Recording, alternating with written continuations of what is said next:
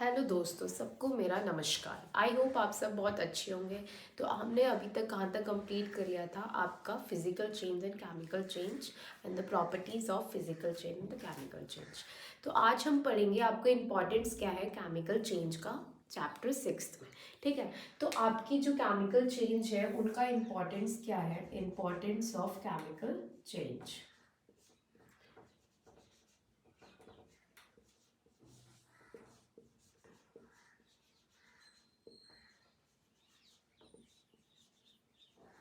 Chemical change की importance क्या है।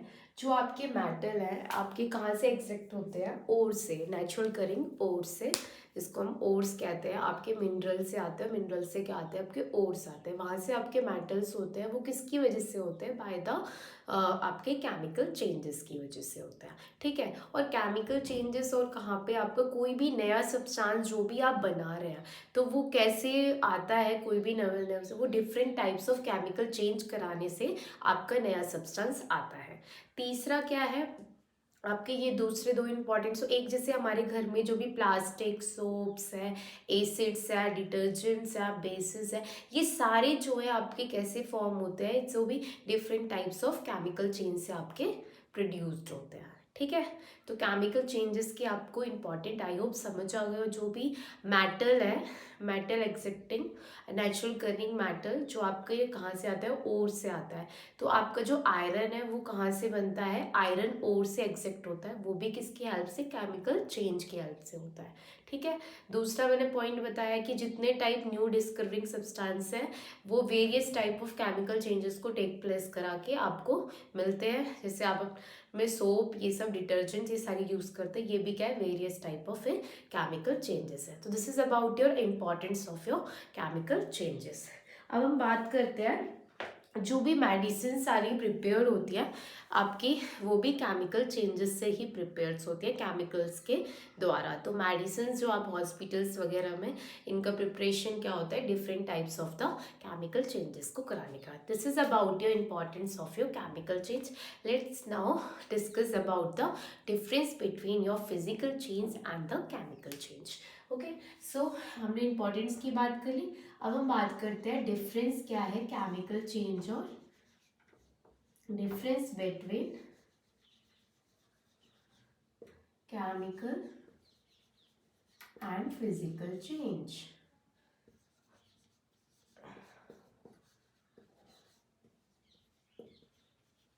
फिजिकल चेंज और केमिकल चेंज में आपका क्या डिफरेंस है। सबसे पहला मेन डिफरेंस है यहाँ पे न्यू सब्सटेंस होता है। ठीक है, केमिकल चेंज में क्या है, न्यू सब्सटेंस। फिजिकल चेंज में क्या है, नो न्यू सब्सटेंस, कोई भी न्यू सब्सटेंस नहीं होता। ठीक है, और ये आपके क्या होते हैं, परमानेंट चेंज होता है। केमिकल चेंज क्या होता है, परमानेंट चेंज। फिजिकल चेंज क्या है, टेम्पररी चेंज है। ठीक है, टेम्पररी चेंज। आई होप आपको समझ आ रहा होगा। नेक्स्ट पॉइंट क्या है आपका, ये जो होते हैं रिवर्सिबल, ये होते हैं इनरिवर्सिबल चेंज। जो आपके केमिकल चेंज है वो इनरिवर्सिबल होते हैं और ये आपके रिवर्स्ड होते हैं। ठीक है, इसमें very little amount of heat होती है। इसमें जब हम कोई भी रिएक्शन कराते हैं तो very little amount of heat is produced. ठीक है, और यहाँ पे क्या होता है, more amount of heat, more amount of heat. I hope you understand. आपका केमिकल चेंज में क्या है, आपकी लॉट ऑफ एनर्जी जो है, मतलब हीट आपकी एब्सॉर्ब होती है कोई भी केमिकल चेंज कराने के लिए। ठीक है, ये आपका था केमिकल चेंज और फिजिकल चेंज में डिफरेंस। अब हम बात करते हैं आपका कोई भी सेम सब्सटेंस भी आपका केमिकल चेंज और फिजिकल चेंज दोनों चेंज आपके शो कर सकता है। जैसे आपका burning of wax, burning of wax है तो जब आप कैंडल को जलाते हो तो कुछ वैक्स तो आपका मेल्ट हो जाता है। ठीक है, तो जो मेल्टिंग ऑफ वैक्स है वो तो क्या हो गया, आपका फिजिकल चेंज हो गया। ठीक है, मेल्टिंग ऑफ वैक्स वो आपका फिजिकल चेंज और burning of wax is chemical change. तो दो एक ही चीज में आपके दोनों चेंज टेक प्लेस कर गए, फिजिकल और केमिकल। अब हम बात करते हैं आपका दूसरे चेंज की। फॉर एग्जाम्पल पेपर को फाड़ना, टीयरिंग ऑफ पेपर, ये आपका क्या है, फिजिकल चेंज है। और जब हम पेपर को जलाते हैं तो एक न्यू सब्सटेंस बनता है। तो एक ही सब्सटेंस के दो चेंजेस शो हो गए, एक हो गया आपका केमिकल चेंज, एक हो गया आपका फिजिकल चेंज। ठीक है, तो this is about your importance of difference, and the same substance shows the both physical and the chemical change. Okay, now move to your protective shield layer, that is your ozone. ठीक है, protective shield layer इसलिए कहा है इसको, अब हम समझते हैं। ओजोन क्या है, आपकी एक लेयर होती है एटमॉस्फेयर की, अपर अपर एटमॉस्फेयर। जो ओजोन है वो आपकी अपर एटमॉस्फेयर लेयर होती है, किसकी, एटमॉस्फेयर की। The upper atmosphere which is very high in the sky, very useful. ठीक है, ये ऐसी लेयर है जो आपकी हाई, जब जितना हम ऊपर जाते हैं वहां पे आपकी ओजोन लेयर होती है। इसका फॉर्मूला क्या होता है आपका, O3 होता है। ठीक है, इसको हम एक और नाम से बोलते हैं protective shield layer, protective shield layer. ठीक है, इसमें क्या है, ओजोन लेयर जब आपकी सन से बहुत ज्यादा अल्ट्रावायलेट रेज निकलती है। ठीक है, अल्ट्रावायलेट सन से हमारी क्या निकलती है, अल्ट्रावायलेट रेडिएशन निकलती है, जो हमारे अर्थ के लिए सही नहीं है। ठीक है, अल्ट्रावायलेट रेडिएशंस आते हैं जो हमारे अर्थ सरफेस के लिए अच्छा नहीं है, हार्मफुल है। अर्थ सरफेस के लिए ये क्या है, हार्मफुल। तो इनको प्रिवेंट करने के लिए हमारी जो ओजोन लेयर होती है वो क्या, ब्रेक डाउन हो जाती है ऑक्सीजन में। ठीक है, तो ये जो ब्रेक डाउन होता है ऑक्सीजन में, ये आपका क्या होता है, केमिकल चेंज होता है। ठीक है, केमिकल चेंज टेक प्लेस करता है कि ये जो लेयर होती है इसका ब्रेक डाउन हो जाता है ऑक्सीजन में, इसको क्या कहते हैं हम, केमिकल चेंज कहते हैं। तो ये जो रेडिएशंस है ओजोन की वजह से ही, अल्ट्रावायलेट रे जो हार्मफुल रेज है वो हमारी अर्थ सरफेस पे नहीं आती, ये उनको क्या करता है, कन्वर्ट कर देता है ऑक्सीजन में, फिर हमारी अर्थ सरफेस पे आती है। इसकी वजह से क्या होता है, कोई डैमेज नहीं होता है हमारे इन्वायरमेंट को। अदरवाइज अगर ये हमारी अल्ट्रावायलेट रेस हमारे अर्थ पे आ जाएंगी, मतलब अर्थ पे रीच कर जाएंगी, तो इससे क्या होगा, स्किन कैंसर बहुत कॉज होता है, प्लांट्स और एनिमल के लिए भी अच्छा नहीं होगा, उनके सर्वाइवल के लिए। इसीलिए ये एक प्रोटेक्टिव शील्डिंग का काम करती है, जो हमें प्रोटेक्ट करती है जो हार्मफुल अल्ट्रावायलेट रेडिएशंस आती है आपकी सन से, कैसे ब्रेक डाउन कर देती है इसको ऑक्सीजन में। सो इस तरीके से आपका ये ओजोन 3 का प्रोसेस होता है। अब हम बात करते हैं नेक्स्ट टॉपिक की। Next is your rusting of iron.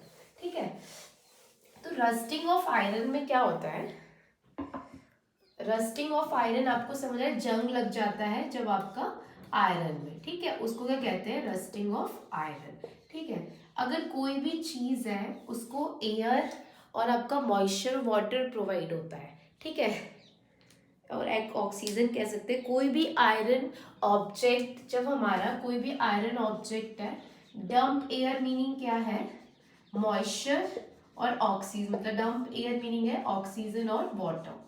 ठीक है, ऑक्सीजन एंड वाटर, इसमें आपका रह जाता है कोई भी आयरन ऑब्जेक्ट, तो आपका क्या है, इसमें रस लग जाता है। एक रेड ब्राउन फिल की सब्सटेंस बोलते हैं, एक आपका जंग क्या रेड ब्राउन कलर का होता है कि सब्सटेंस आपका जंग लग जाता है, तो उसको क्या कहते हैं हम, रस्टिंग ऑफ आयरन कहते हैं। ठीक है, तो रस्ट लग जाता है तो आपका क्या होता है, रस्टिंग ऑफ आयरन में भी आयरन प्लस डंप एयर में मैंने आपको बताया ऑक्सीजन प्लस आपका वाटर। ठीक है, ये ऑक्सीजन और वाटर का फॉर्मूला है, डैम्प एयर, तो आपका क्या बनाता है, आयरन ऑक्साइड। तो एक न्यू सब्सटेंस क्रिएट होता है जिसको हम क्या कहते हैं, आयरन ऑक्साइड। ठीक है, तो this is about your rusting of iron. मैंने आपको बताया एक रेड ब्राउन फ्लेकी सब्सटेंस होता है जिसको हम रस्ट कहते हैं, इसे वो बोलते हैं रस्टिंग ऑफ आयरन।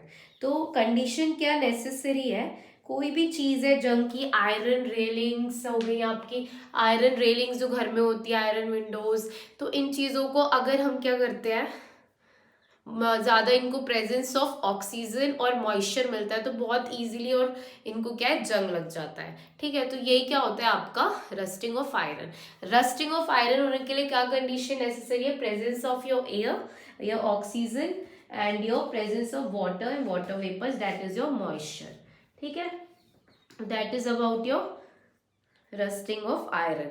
अगर एयर हाई टेम्परेचर पे होगी तो आपका ज्यादा वाटर वेपर्स होंगे, तो उसकी वजह से क्या है, जल्दी जंग लगेगा, रस्ट लगेगा।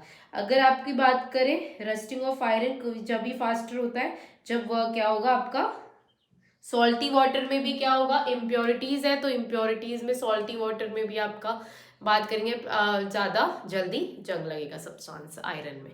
ठीक है, this is your rusting of iron. Rusting of iron क्या है, एक कंटिन्यूअस प्रोसेस है जो आयरन को धीरे धीरे खा जाता है और फिर उस चीज को यूजलेस बना देता है। ठीक है, इससे प्रिवेंट होने के लिए हम क्या कर सकते हैं, रस्टिंग ऑफ आयरन से प्रिवेंट होने के लिए हम कौन कौन से मेजर ले सकते हैं। हम एक मेजर ले सकते हैं कि हम पेंट, आयरन की चीजों पे अगर हम पेंट करते रहेंगे टाइम टू टाइम, तो आपको क्या है, आयरन में जल्दी जंग नहीं लगेगा। एक हम क्रोमियम की अगर लेयर प्रोवाइड करा दें, क्रोमियम क्या होता है आपका, बहुत ही जल्दी से एयर में आके मॉइस्ट नहीं होता, लेस एयर रेजिस्टेंस है, अगर वो एयर के संपर्क में कांटेक्ट में हो तो उसको कोई फर्क नहीं, कोई मॉइस्चर नहीं, वो ऐसे की ऐसी उसकी प्लेटिंग लेयर जो होगी ऐसे रहेगी, जिसको हम क्रोमियम प्लेटिंग कहते हैं। ठीक है, ऐसी हम जिंक कोटिंग प्रोवाइड कर देते हैं जिसपे कोई भी मॉइस्चर एयर नहीं प्रोवाइड होगा आयरन की चीज़ों को। एक आपका जिंक कोटिंग से भी हम क्या है आयरन की चीज़ों को डैमेज से बचा सकते हैं। ठीक है, जिसको हम क्या कहते हैं, ग्लेवेनाइजेशन कहते हैं, जहाँ पे जिंक की कोटिंग एक लेयर दी जाती है। ठीक है, एक पेंटिंग हो गया, और एक ग्रीस ऑयल डाल के हम आयरन रेलिंग्स वगैरह को जंग लगने से बचा सकते हैं। ठीक है, अब हम बात करते हैं और कैसे, और आपको क्या है, मिक्सचर ऑफ अलॉय। अगर हम कोई भी आयरन कोई भी चीज है उसको स्टेनलेस स्टील बना के, जैसे कार्बन क्रोमियम और निकल, इसका मिक्सचर लेके अलॉय बना के हम उसको क्या प्रिवेंट कर सकते हैं आपके डैमेज से। So this is about your how to prevent your rusting of iron, the steps taken to be. Okay, so now we discuss about your crystallization. Okay, so your last topic of this chapter, that is your crystallization. तो crystallization क्या होता है, बात करते हैं crystallization की। हमने evaporation पढ़ा था, इवेपोरेशन में क्या होता है, आपका सॉल्ट और वाटर, सॉल्ट सॉल्यूशन में सॉल्ट आपका सिर्फ बच जाता है, वाटर इवेपोरेट अलग हो जाता है, तो ये चीज क्या थी, इवेपोरेशन होता है। तो क्या होता है, सॉल्यूबल जो मिक्सचर होते हैं वो इवेपोरेशन से नहीं हो सकते अलग, सॉल्यूबल जो इम्प्योरिटीज है जो ऑलरेडी सॉल्ट में घुल चुकी है, वो चीज हम इवेपोरेशन से अलग नहीं कर सकते, उसके लिए हम यूज करते हैं क्रिस्टलाइजेशन मेथड। फिर वो क्रिस्टल की फॉर्म में आपके पास 3D क्रिस्टल की फॉर्म में आपके पास बन के वापस आती है। अब हम बात करते हैं क्रिस्टलाइजेशन का क्या है।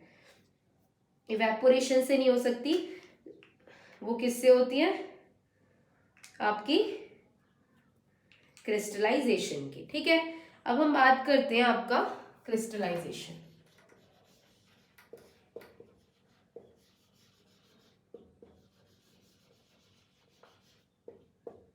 ठीक है, तो मैंने क्या बताया, क्रिस्टलाइजेशन में जो सॉल्युबल इम्प्योरिटीज होती है वो प्रोसेस ऑफ इवेपोरेशन से नहीं हो सकता है। ये क्या है, क्रिस्टलाइजेशन एक आपका क्या है, फिजिकल चेंज है। ठीक है, जिसके अंदर सॉलिड पार्टिकल्स होते हैं। ठीक है, सॉलिड पार्टिकल्स होते हैं, फ्लैट सरफेस होती है, उनकी रेगुलर शेप्स होती है जिनको हम कहते हैं crystals.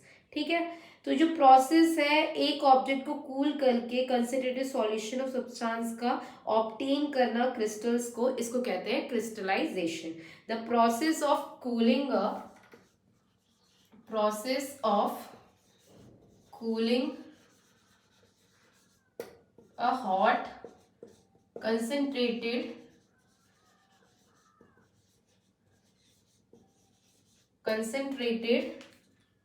solution of a substance, concentrated solution of a substance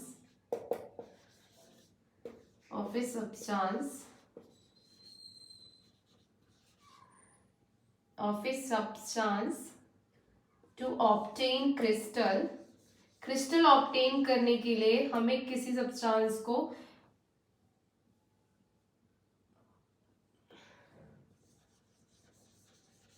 तो वो प्रोसेस क्या होता है आपका क्रिस्टलाइजेशन। ठीक है, तो इसमें क्या होता है, लार्ज क्रिस्टल्स मिलते हैं आपको प्योर के। एक इनसॉल्युबल इम्प्योरिटीज को हम कैसे करवाते हैं, फिल्ट्रेशन से, और सॉल्युबल इम्प्योरिटीज को कैसे रिमूव कराते हैं, बाय क्रिस्टलाइजेशन। इस मेथड में क्या होता है, आपका क्रिस्टल्स फॉर्म होते हैं जब हम इसको कराते हैं। ठीक है, तो ये क्रिस्टलाइजेशन की बात हो गई। क्रिस्टलाइजेशन क्या है, ऐसा मेथड है जहां पे हम क्या करते हैं, सॉल्युबल इम्प्योरिटीज को रिमूव कराते हैं क्रिस्टलाइजेशन करके। आपका जो है pure large crystals of pure solid आते हैं आपके इम्प्योर सॉलिड सब्सटेंस से। ठीक है, आपका इसके अंदर क्या होता है, प्योर सॉलिड क्रिस्टल्स फॉर्म होते हैं, प्योर सॉलिड क्रिस्टल्स फॉर्म्ड होते हैं आपके कहां से, इम्प्योर सब्सटेंस से, इम्प्योर सॉलिड सब्सटेंस से। ठीक है, इम्प्योर जो मैंने आपको बताया, इनसॉल्युबल मिक्सचर के लिए तो हम क्या यूज करते हैं, फिल्ट्रेशन, और सॉल्युबल मिक्सचर के लिए हम क्या यूज करते हैं, क्रिस्टलाइजेशन, जो इन द फॉर्म ऑफ क्रिस्टल हो जाता है। ठीक है, ये ऐसा मेथड है जिसको हम क्रिस्टल्स की फॉर्म, क्रिस्टल्स का ऑब्टेन 3D जो क्रिस्टल्स है उनको ऑब्टेन कराने के लिए इसको कराते हैं। ठीक है, सो दिस इज अबाउट योर। अब हम ऐसे एक एक्सपेरिमेंट कर लेते हैं। आपने एक बीकर लिया, उसमें आपने कंसेंट्रेटेड सॉल्यूशन डाला कॉपर सल्फेट का, hot and concentrated copper sulphate solution डाला बीकर में, उसको हीट किया, फिर उसको स्टेयर करते रहे जब तक इनसॉल्युबल इम्प्योरिटीज है वो रिमूव नहीं हुई, उनको हमने फिल्टर कर लिया। फिल्ट्रेशन से मैंने बताया था इनसॉल्युबल इम्प्योरिटीज होंगी, फिर डिस्टर्ब नहीं करना है, तो उससे क्या होगा, स्लोली स्लोली जब आपका क्या है कूल हो जाएगा तो सॉल्यूशन क्या बन जाएंगे, आपके लार्ज कॉपर सल्फेट के क्रिस्टल्स बन जाएंगे बॉटम पे।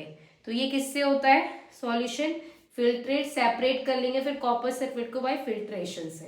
क्या किया, कॉपर एक बीकर लिया, उसके अंदर मैंने क्या डाला, 100 ml वाटर, फिर सल्फ्यूरिक एसिड डाला, फिर उसको बॉईल किया बर्नर का, फिर स्लोली स्लोली उसके अंदर क्या डाला, कॉपर सल्फेट डाला, फिर उसको ऐसे ही चलाते रहे जब तक उसको स्टेयरिंग करनी है, जब तक उसमें क्या ना बचे, कोई भी आपका कॉपर सल्फेट ना बचे, सारा क्या है डिसॉल्व हो जाए, एक सैचुरेटेड सॉल्यूशन बन जाए कॉपर का।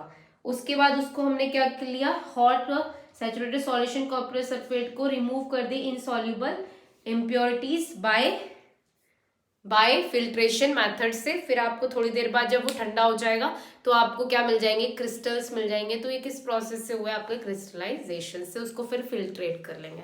सो आपको समझ आ गया होगा क्रिस्टलाइजेशन क्या है, जिस प्रोसेस में हम सॉल्युबल मिक्सचर्स में से रिमूव करते हैं आपके इम्प्योरिटीज, वो क्या होता है आपका क्रिस्टलाइजेशन। ओके, तो इसमें क्या है, एक इसमें हमारे पास क्रिस्टल्स फॉर्म होते हैं, हम क्या करते हैं, प्रोसेस कराते हैं, एक hot process of cooling A hot and concentrated, एक हॉट एंड कंसेंट्रेटेड सॉल्यूशन किसी सब्सटेंसेस को हम प्रोसेस कराते हैं और उससे क्या निकालते हैं, क्रिस्टल निकालते हैं, तो उस प्रोसेस को कहते हैं क्रिस्टलाइजेशन।